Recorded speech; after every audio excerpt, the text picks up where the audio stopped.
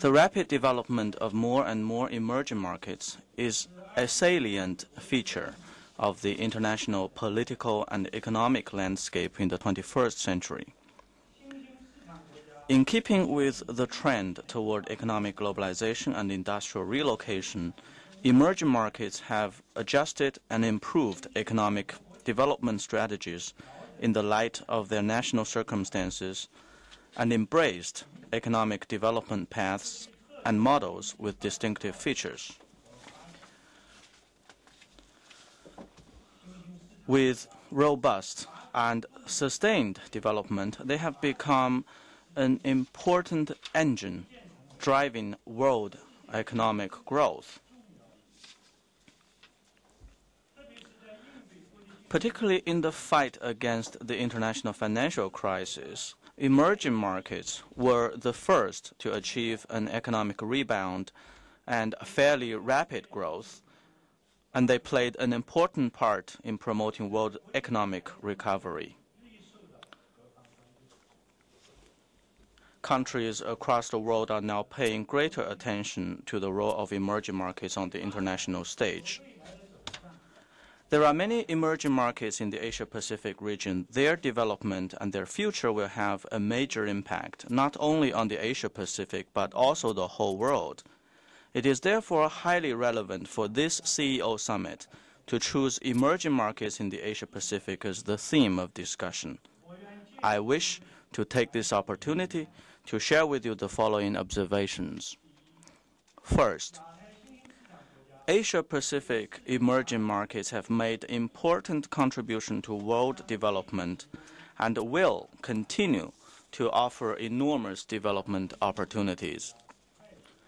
The rapid development of emerging markets in our region has changed the state of backwardness in many countries and regions and improved the lives of hundreds of millions of people. It has contributed significantly to the endeavor to narrow development gaps, reduce poverty, and attain the UN Millennium Development Goals. The Asia-Pacific emerging markets have actively engaged in international business cooperation. By supplying a huge amount of energy and raw materials, they have provided sufficient resources for the development of other countries. By exporting quality yet inexpensive manufactured products, they have offered a rich variety of goods to other markets. By importing goods and services on a large scale, they have provided market and dynamism for world economic growth. And by attracting vast foreign direct investment, they have made themselves major destinations for international capital flow.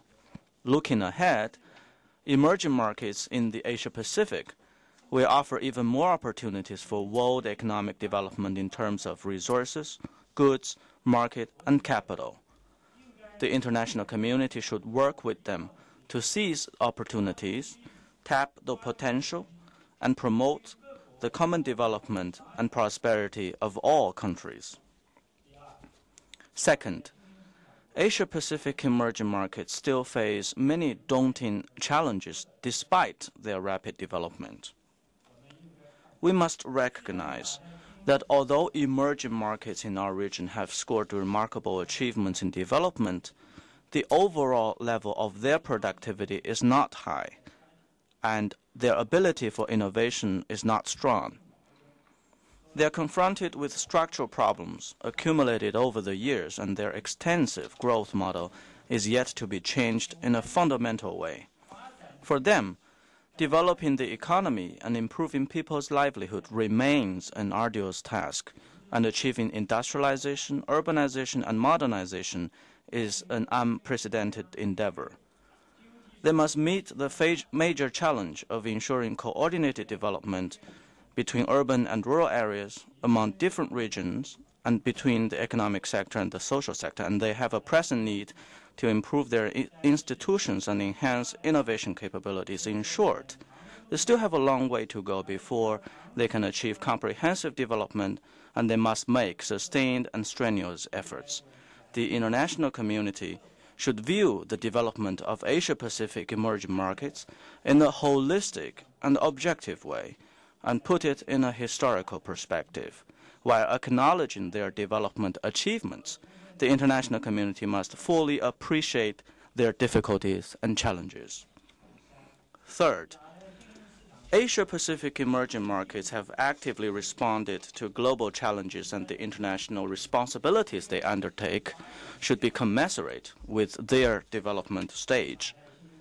As important members of the international community, the Asia-Pacific emerging markets have taken an active and constructive part in international cooperation and worked with various parties to counter such global challenges as the international financial crisis, climate change, energy and resources security, public health security, and serious natural disasters.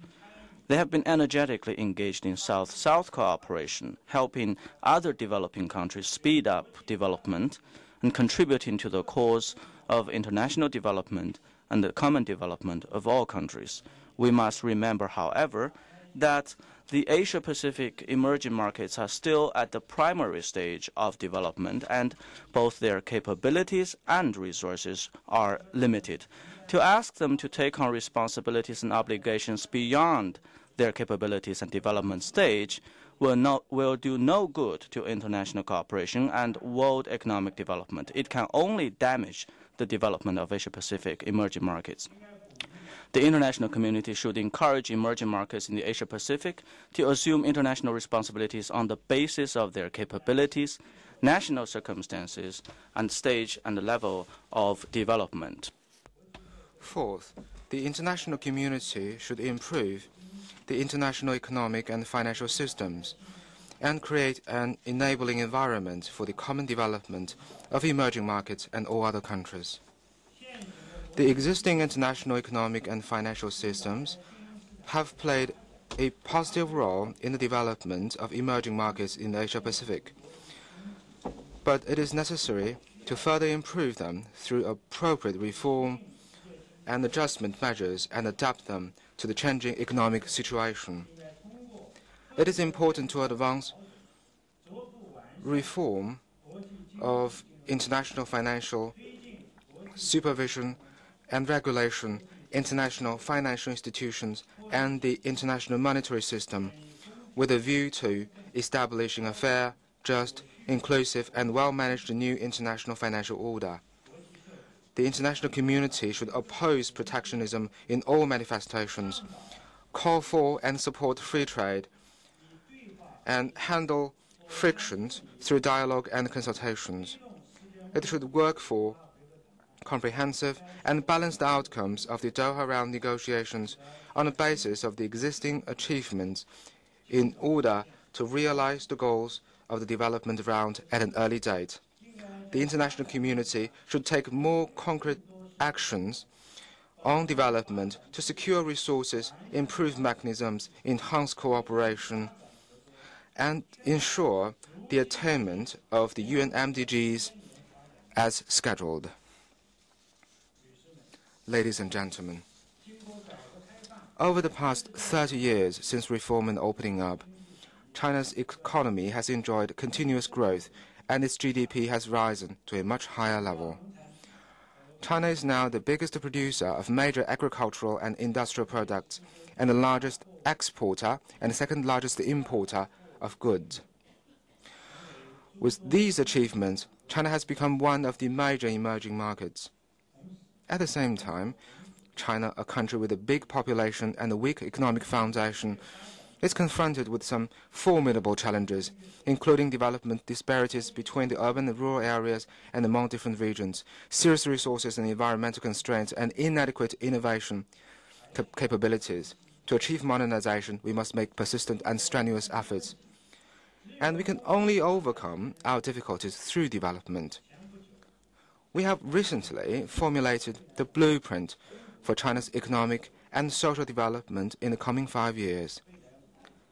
We will continue to take development as our top priority, stick to the scientific approach to development, transform the economic development pattern at a faster pace, deepen reform and opening up, and ensure and improve people's well-being.